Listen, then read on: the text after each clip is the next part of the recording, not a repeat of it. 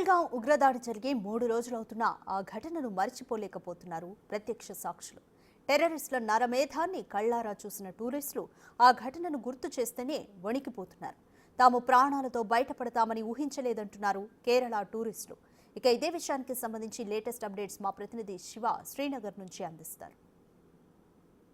పహల్గాంలో ఉగ్రవాదులు కాల్పులు జరిపిన సమయంలో అదే సందర్భంలో అక్కడ పార్కింగ్ పక్కనే ఒక పక్కన కాల్పులు జరుగుతున్నాయి, మరో పక్కన వీళ్ళు పార్కింగ్ ఆ ప్లేస్లో ఉన్నామంటూ కూడా వారు చెప్తున్నారు. చాలా భయానకమైన పరిస్థితుల్లోనే అక్కడ అందరూ పర్యాటకులు ఆ రోజు ఉన్నారు. ఉగ్రవాదులు ఒక్కసారిగా వచ్చి కాల్పులు జరిపిన నేపథ్యంలో అందరూ కూడా భయభ్రాంతులకు గురయ్యారు. మేము కూడా దూరం నుంచి ఏదైతే కాల్పులు జరిపిన ప్రదేశం నుంచి కొంత దూరం నుంచి పార్కింగ్ ప్రదేశంలో మేము ఉన్నాము. అక్కడ కొంతసేపట్లో మేము కూడా వెళ్లాల్సింది, కానీ ఈ కాల్పులు జరిగిన నేపథ్యంలో అక్కడి నుంచి మేము బయటకు వచ్చేసామంటూ కూడా చెప్తున్నారు. जी बोलिए, आप कहाँ से है? वो उस टाइम फायरिंग होने के टाइम पर आप कहाँ पे है? हम फायरिंग होने के टाइम हम एयरपोर्ट अपना जो रिसोर्ट है, रिसोर्ट से सामने थे और हमने जो गोली की आवाज़ थी वो पूरा हमने सुनाई और हम डर के वजह से पूरा रिसोर्ट में खड़ा रहे। राइट, आपको कैसा लगा उस सुन के, वो आवाज़ सुन के है वो उग्रवादी लोग आतंकवादियों ने आया था? डर लग गया हमको। आतंकवादी से देख के हमको डर लग गया, हम तुरंत भागे उधर से। उधर चुन चुन के सबको मारा हुआ है, हिंदू लोगों को, उसमें पुरुष लोगों को काली पूछ के मार दिया। सब पूछ के मार रहे थे, पूछ के दो हिंदू कौन मुसलमान कौन ऐसे पूछ के मार रहे थे सब लोग।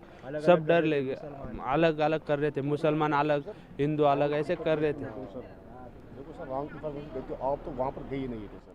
అంటే కొంతమంది వీరితో మొత్తం ఫ్యామిలీ ట్రిప్ వచ్చారు. ఇక్కడ మనం చూస్తున్నాం కొంతమంది మహిళలు కూడా ఇక్కడ ఉన్నారు. మహిళలు కూడా ఇక్కడ ఉన్నారు. వీరు ఫ్యామిలీ ట్రిప్ వచ్చారు పిల్లలతో.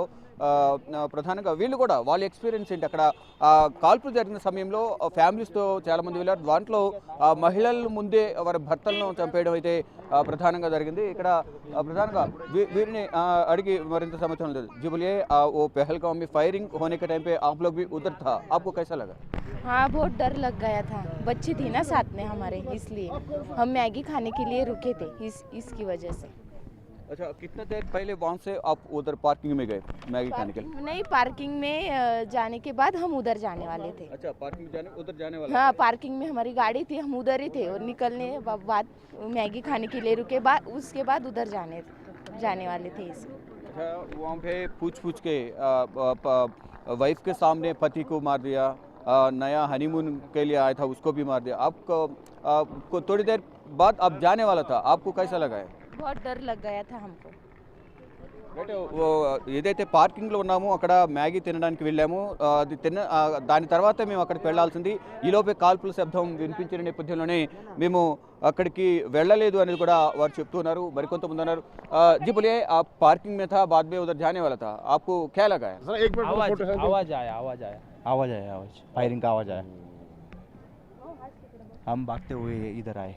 2 बार हमारा गाड़ी पीछे ठोक दिया था, डर के वजह से ड्राइवर ठोक दिया था, हम डर गए थे। वो स्थानिक लोग थे, सब भागने लगे थे उधर से, वो घोड़े बीड़े सब भाग रहे थे, सब स्थानिक लोग। देर हो जाएगी सर। రైట్, మొత్తంగా చూసుకుంటే ఏదైతే కాల్పులు జరిగిన సమయంలో మేము అక్కడే ఉన్నాము. కాసేపట్లో మేము అక్కడికి వెళ్లాల్సిన ఉంది, కానీ ఆ కాల్పులు జరిగిన తర్వాత మా భయంతోనే మేము అక్కడికి వెళ్ళలేదు. ఆ కాల్పుల శబ్దం విన్న తర్వాత అక్కడున్న వారందరూ కూడా పరుగులు తీశారు.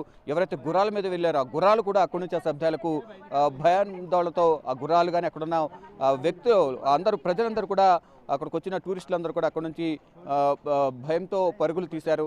మేము కూడా ఈ నేపథ్యంలోనే అక్కడికి పార్కింగ్లో ఉన్నాం, కానీ ఈ కాల్పు జరిగిన నేపథ్యంలో కొంచెం ఆలస్యం అయితే మేము కూడా అక్కడే ఉండేవాళ్ళం అంటూ కూడా వారు చెప్తున్నారు. చాలా ఆ సౌండ్స్కే చాలా భయం వేసింది. ఈ నేపథ్యంలోనే మేము అక్కడికి వెళ్లకుండా తిరిగి వచ్చేసామంటూ కూడా చెప్తున్నారు. ఇక వేరే ప్రదేశాలు చూసి తిరిగి వారి స్వస్థలాలకు తిరిగి వెళ్తున్నామంటూ కూడా టూరిస్టులు చెప్తూ ఉన్నారు.